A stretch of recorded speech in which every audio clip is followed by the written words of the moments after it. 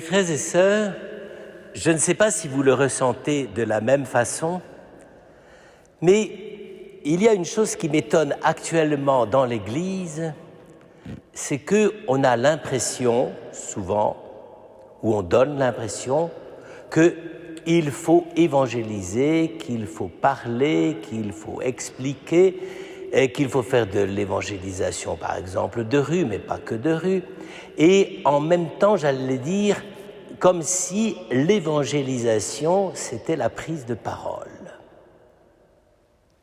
Cette manière de voir est, à mon avis, assez inexacte.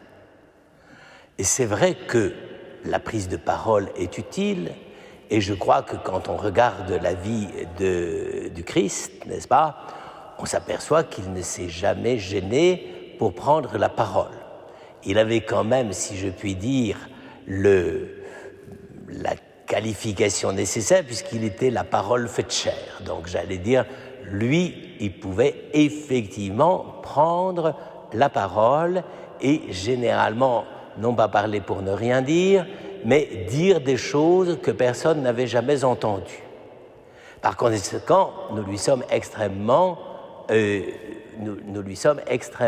reconnaissants de cette façon dont il a pris la parole et dont il nous a révélé effectivement le cœur du mystère chrétien, le cœur de notre vie de croyant, c'est-à-dire le mystère de l'amour du Père et du Fils dans l'Esprit Saint.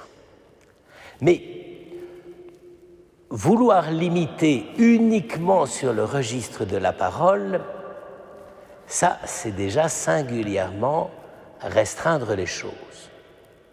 Pourquoi ? Parce que précisément l'évangile de ce jour et la fête de ce jour nous montrent que la parole qui proclame le salut, la foi, la résurrection, la puissance de la présence de Dieu dans le monde a commencé par une petite troupe d'enfants innocents et qui sont morts à Bethléem à cause de la folie persécutrice maladive d'un vieux roi gâteux et jaloux de son pouvoir.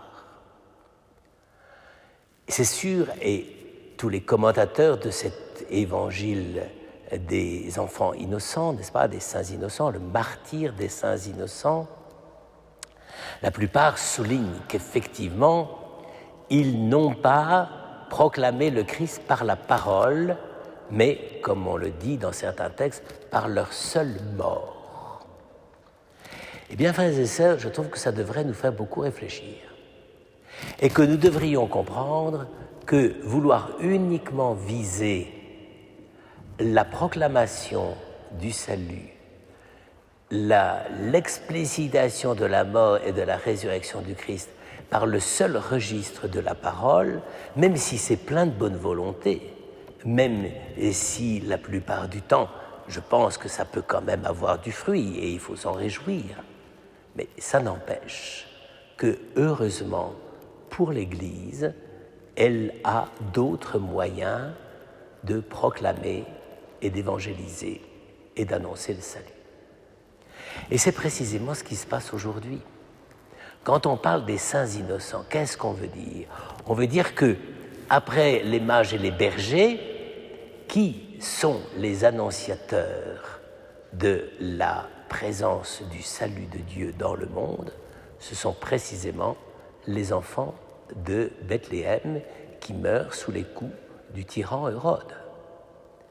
Et c'est donc évidemment à ce moment-là une façon tout à fait extraordinaire et paradoxale d'annoncer le salut et la venue de Dieu parmi les hommes, mais c'est une manière si réelle et si profonde que dans la tradition chrétienne la plus ancienne, on a gardé ce souvenir et qu'on l'a gardé comme tel. La lamentation de Rachel qui se lamente et qui ne veut pas être consolée, c'est, si je puis dire, la première évangélisation. C'est l'évangélisation de la souffrance de ceux qui souffrent et de la mort de ceux qui meurent.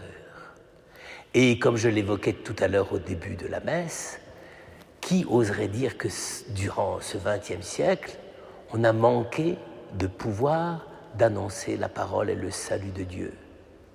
Quand on pense aux millions de victimes de toutes sortes, pour toutes sortes de raisons que je ne vais pas réénumérer, mais c'est quoi tout cela? C'est profits et pertes? C'est pas possible. C'est effectivement le fait que les hommes, si démunis soient-ils, parce qu'ils ne savent pas, ils ne peuvent pas proclamer le salut, ils ne savent pas comment faire, ça n'empêche qu'il y a un moment et qui nous rejoint chacun. C'est le moment de notre mort et où effectivement, chrétiens, pas chrétiens, croyants, pas croyants, religieux, pas religieux, baptisés, pas baptisés, eh bien, ce jour-là, c'est une proclamation de la mort et de la résurrection du Christ. Il ne s'agit pas de dire que c'est simplement les morts qui annoncent la présence de Dieu, mais il s'agit de ne pas sous-estimer et de ne pas se boucher les oreilles face à ce cri-là. Et je pense qu'aujourd'hui, nous devrions peut-être être un peu plus attentifs à cela, parce que si effectivement on ne considère plus que la souffrance et la mort des hommes est une annonce de la puissance de Dieu qui veut vaincre la mort en eux, eh bien, qu'est-ce que nous aurions à dire? Simplement des paroles de consolation? Mais précisément, le deuil n'est pas une parole de consolation. La mort et le cri de désespoir du mourant n'est pas une parole de consolation. Et l'annonce de l'Évangile n'est une parole de consolation parce que elle est enracinée dans ce moment où chacun d'entre nous, silencieux ou pas, nous sommes appelés à traverser ce moment qui nous fait passer de ce monde auprès de Dieu. Alors, frères et sœurs, essayons de demander aux saints innocents qui, eux, n'ont pas eu à réfléchir à ce problème. Ils sont morts. Mais ça n'empêche, ou bien leur mort a dit quelque chose, leur mort a annoncé quelque chose, et la mort des innocents autour de nous, qui sont par milliers et millions, ou bien elle dit quelque chose, ou bien elle ne nous dit rien.